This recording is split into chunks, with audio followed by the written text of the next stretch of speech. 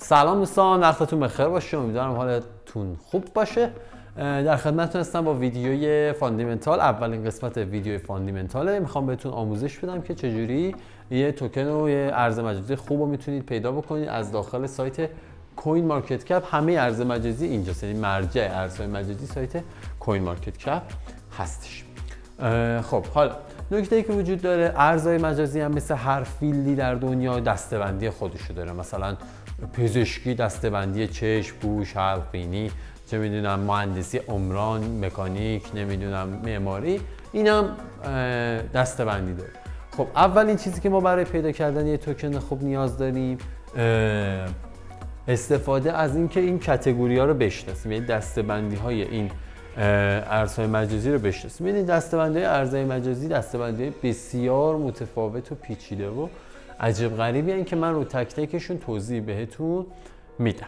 خب ببینید دوستان، ما دسته‌بندی فن توکن ها رو داریم. فن توکن ها غالبا توکن هایی هستن که برای تیم فوتبال، فن توکن یعنی توکن های هواداری. توکن هایی هم مثلا پاریس سن ژرمن و نمیدونم آسه میلان و بارسلونا و یوونتوس و، ولی دقت بکنید تیم‌های ریشه دار قوی زیاد ندارن، چون میدونن این مارکت زیاد شاید استیبل نباشه. مثلا منچستر یونایتد هیچ وقت نرفته است. و می‌بینید حتی یانگ بویز فن توکن هم داریم که پس از الان که با تو صحبت می‌کنم منچستر 2-1 بردن، کلی هم رشد کرد ارزش. که این ارزها در دو دسته‌بندی میشن، هم دسته اسپورت هم دسته فن توکن ها. چون فن توکن ها غالبا میتونه اصلا توکن ارز، یعنی توکن فوتبالی نباشه، میتونه اصلا توکن هواداری، حتی یه خواننده هم باشه. ولی دیگه توکن های اسپورت توکن هایی که مربوط به تیم های فوتبال یا حالا تیم های دیگه هستن. حالا من به غیر از فوتبال چیز دیگه ای ندیدم. حالا توکن های دیگه ای داریم که در حوزه انرژی مثلا فعالن، در حوزه توریست فعالن، در حوزه ترانسپورت یا جابجایی فعالن و توکن های مختلف. اینها دسته‌بندی بر اساس کارایی توکنه. خب این دسته‌بندی بر اساس کارایی توکن، این زیاد به ما کمک نمیکنه توی اینکه بخوایم ارزی رو پیدا بکنیم که فاند خوبی داشته باشه. یعنی اینکه چی کار میکنن مهم نیست معمولا، چون 10 تا ارز هست که همون کارو معمولا میکنه. یعنی ارز مجازی اگه یه کاری میکنه شاید 10 تا رقیب هم داشته باشه همون کارو میکنه. پس کاری که میکنن مهم نیست، چه جوری اون کارو انجام میدن مهمه، در چه بستری انجام میدن مهمه. حالا بسترهای متفاوتی در ارز مجازی وجود داره. اولیش دیفای هستش. دیفای در واقع بذارید لود بگیره. دیفای در واقع بانک ارزهای مجازی در واقع کار بانکو میکنه، وام داره، نمیدونم حالا فکر نکنم مثلا فردا برید وام میگیرید، نه، بستر غیر متمرکزه که شما میتونید توش استکینگ کنید، وام میتونید داشته باشید و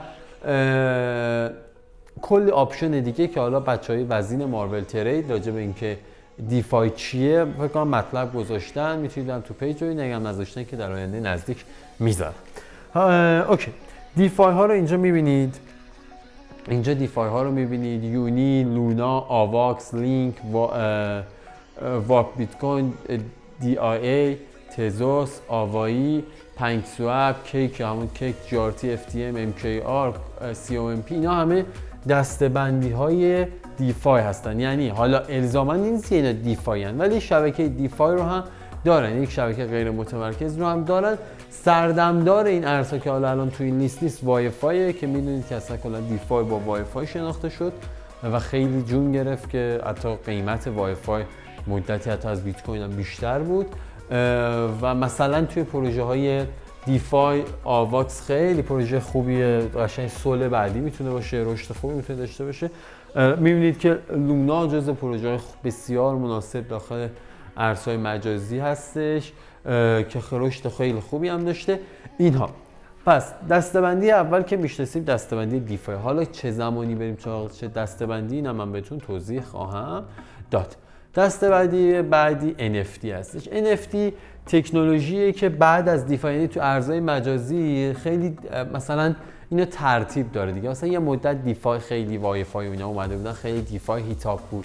الان جدیدن خیلی مثلا NFT باب شده، ارزایی هم که NFT رو ساپورت میکنن. مثلا ببینید الان تزوس اینجا بود اونجا هم بود، یعنی هم تزوس جزء پروژه‌ایه که NFT بیس داره، هم جزء پروژه‌ایه که دیفای هم داره. یعنی نشستن برنامه‌نویسی کردن رو بسترشون اینا رو ساخت. که می‌بینید تتا، ولی حالا مثلا این سری پروژه هستن اختصاصی واسه اینن. مثلا آیکسس اختصاصی مال NFT، CHZ مانا اختصاصی مال NFT، ولی ENJ مثلا اینجوری نیستش. مثلا سند اختصاصی اونجاست، مثلا اوجن اختصاصی NFT نیست. اوکی، ولی یه سریاشون اختصاصی، مثلا آلیس اختصاصی NFT، که این NFT ها غالبا در حوزه‌های هنری، گیمینگ، اینجور چیزا فعالن. حوزه‌های مدیا بیشتر در واقع، که حالا مدیا هر چیزی میتونه باشه، که اینم حوزه NFT. یعنی یکی از دسته‌بندی‌هایی که باید بشناسید دسته‌بندی NFT. این دسته‌بندی پلی تو ارن داریم، بریم این دسته‌بندی هم باز بشه که من راجعش توضیح بدم. این دسته‌بندی پلی تو ارن عملاً همون دسته‌بندی بازیاست. مثلا راجع آلیس بهتون گفتم، راجع آیکسس گفتم، گالا تازه وارد مارکت شده، ارزی هم که خیلی خوب رشد کرده. می‌بینید در افروز گذشته 396% اینا رشد کرده. امبوکس هستش، اینم خیلی خوب رشد کرده. و میگم اینا کلا بر اساس گیمینگ، یعنی شما یک گیمی داره بازی میکنید و به شما پرداخت میشه. در واقع NFT یک چیزی رو در جهان داره به وجود میاره تحت عنوان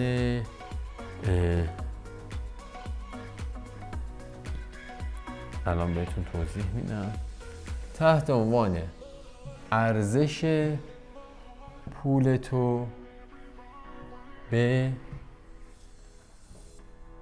مهارت تو. NFT همین. حالا این یعنی چی؟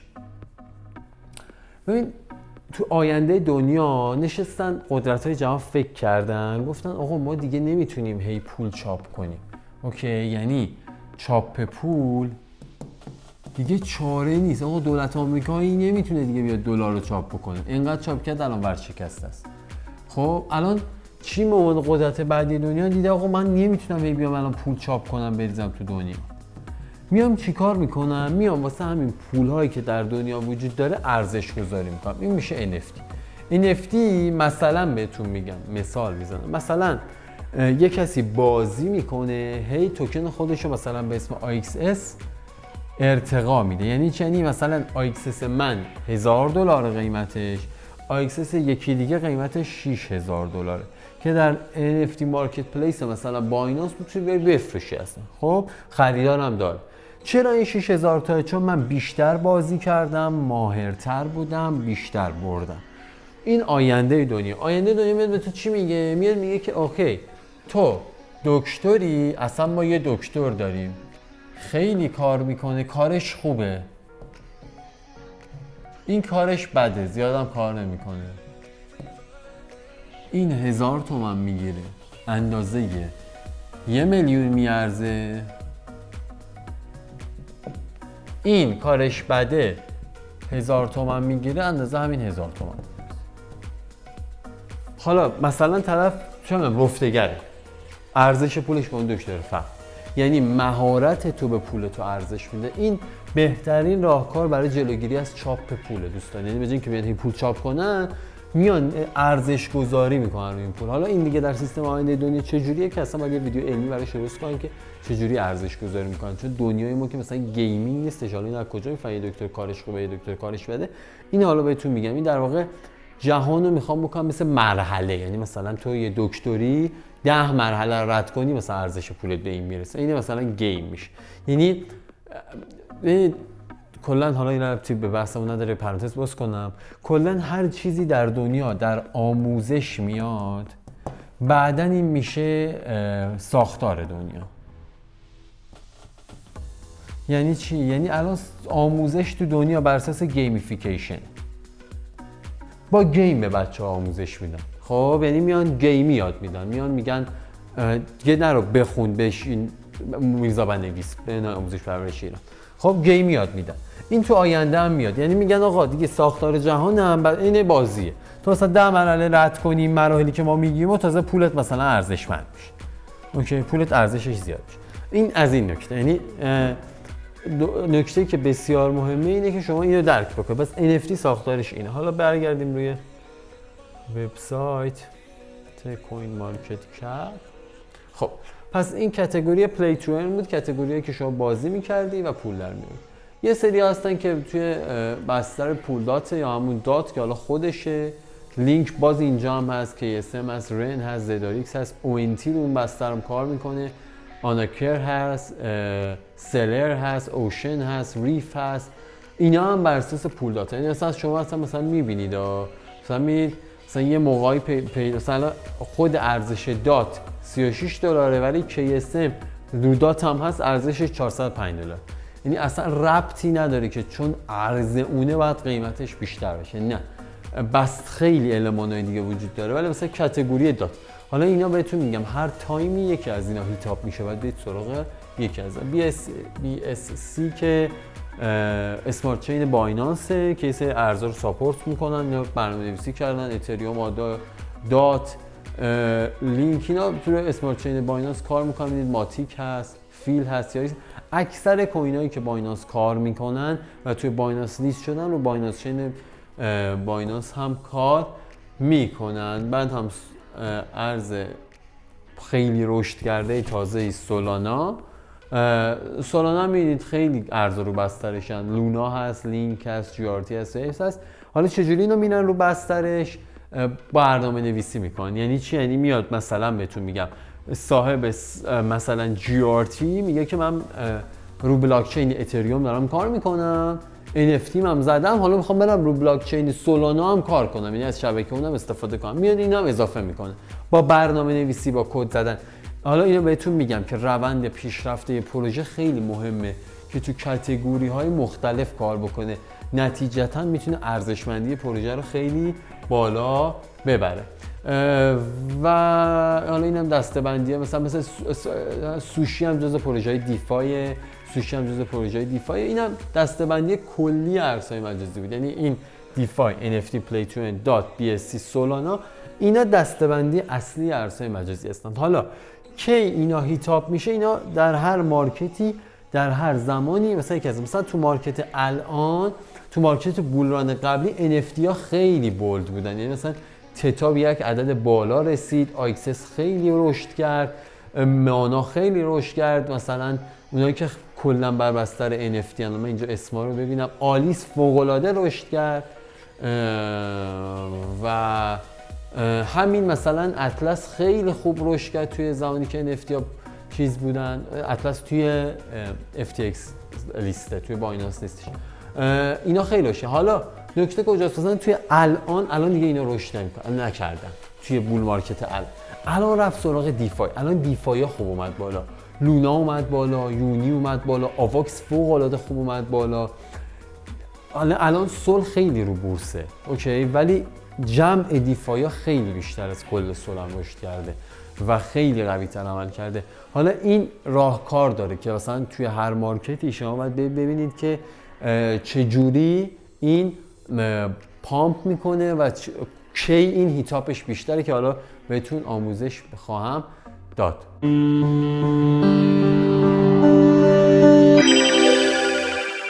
خب دوستان، تا اینجا انواع توکن ها رو شناختیم. حالا میخوایم ببینیم که تو هر بول مارکتی ما چجوری میتونیم پیدا بکنیم که کدوم توکن رشد بیشتری داره. دو تا المان دوستان برای ما بسیار بسیار مهم هستش. ما اینجا میایم روی اینجا که تریدینگ ویوه برمیگردیم، میایم روی کوین مارکت کپ، یه بار اینجا سرچ بکنیم کوین مارکت کپ. بله، میایم روی کوین مارکت کپ، روی بخش کاتگوریز اینجا میبینید که دیفای رو میزنیم. مثلا میخوایم الان دیفای رو بررسی کنیم، مثلا اینجا دیفای رو میزنیم.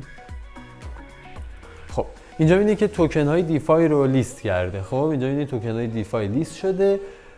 داخل توکن های دیفای ما اینو بریم بالا. خب برگردیم. دو تا المان بسیار مهم است، یکی مارکت کپ، یکی تریدینگ ولیوم. یعنی اون مقداری که داره ترید میشه و مارکت کپی که به خودش اختصاص داده. حالا ما میخوایم انتخاب بکنیم بین این کاتگوری‌ها کدوم میتونه قابلیت رشد بیشتری داشته باشه. خب دیفای رو داریم، NFT رو داریم. NFT رو هم یه چک بکنیم. مثلا NFT کلا 34 و $6 بیلیون. اینجا میایم 6 میلیارد دلار بذارید اینجوری بگم 6 میلیارد دلار برگردیم به دیفای مثلا اینجا میبینید که 19 میلیارد دلاره. خب پس یه نتیجه، حالا این تو بول مارکت قبلی خیلی عکس بود، یعنی خیلی اونجا مارکت کپ و ولیوم بیشتر بود. یکی از دلایلش شاید بگید خب توکن اینجا گرونتر و اینا، آره این منطقیه، ولی ولیوم دیگه ربطی نداره. ولیوم یعنی مقداری که داره اینا ترید میشه. مثلا بیایم الان توی سولانا 82 میلیارد دلار اینجا داره ترید اتفاق میفته. خب و خب خیلی هیتاپه. خب حالا پس یکی از المان هایی که بیایم کدوم از اینا رو بخوایم بخریم یا بررسی کنیم به عنوان لانگ بلند مدت، اینی که بیایم ببینیم تو این کاتگوری کدوم هیتاپه. حالا اگر بخواید کوتاه مدت 2-3 ماهه کار کنید باید بیاید اینا رو ببینید، ولی اگه نه من بخوام مثلا 2 سال کار کنم دیگه نمیام اینو بخرم، چون این الان تو اوج ولیومش خیلی بالاست. میرم تو ولیوم‌های پایین‌تر، مثلا من بخوام بخرم دیفای میخرم، ولیومش منطقی مادرات میانه است و رو به رشد. این از این مسئله. حالا بیایم اینجا برگردیم روی تریدینگ ویو. نکته بعدی که باید چک بکنید چارت. شما میتونید توتال اینا رو چارتش از سایت تریدینگ ویو بگیرید. مثلا من روی دیفای توتالم، اوکی الان چارتش هم میاد بالا. میتونید برید روی NFT توتال، خب میتونید تغییر بدید. من اینجا برم اینجا اینا رو ببندیم، اینو بذاریم روی دیلی.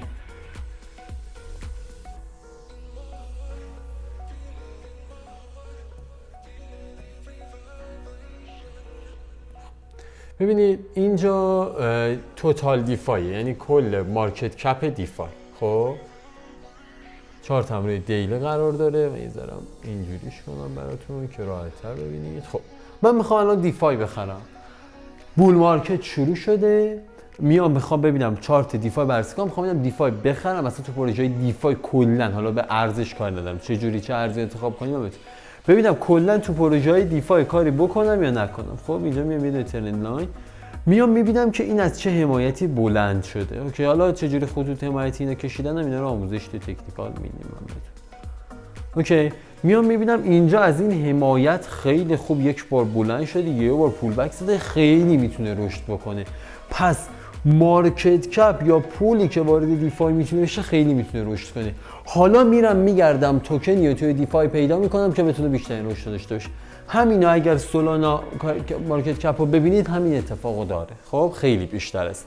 پس یکی از المانایی که من چه ارزی انتخاب بکنم برای کوتاه مدت اینه که ببینید این ارز چجوری ترنده، آیا این ارز اصلا جزء چیزایی هستش که مردم خیلی بخوام بخرن یا نه. اگر جزء اون باشه بعد این المانا رو داشته باشه، مارکت کپ رو به رشد، ولیوم ترید رو به رشد یعنی حجم تریدش زیاد باشه، و نکته بعدی از نظر چارتی روی یک حمایت معتبر بلند بشه. و میبینید حالا کجا مطمئن میشیم؟ تک کندل روی حمایت 1 2 3 4مین کندل سعودی، من بهترین جای ورود رو اینجا میبینم. اوکی من بهترین جای ورود رو اینجا میبینم که اینجا 4 کندل مطمئن بری وارد. یک جایی هم هست که جای ریسکیه، میتونید حالا اونجا رو توی استراتژی ترید بهتون یاد میدم، پارشالی یا تیکه تیکه 20% اینجا 20% اینجا 20% اینجا، هی آروم آروم ورود بکنید.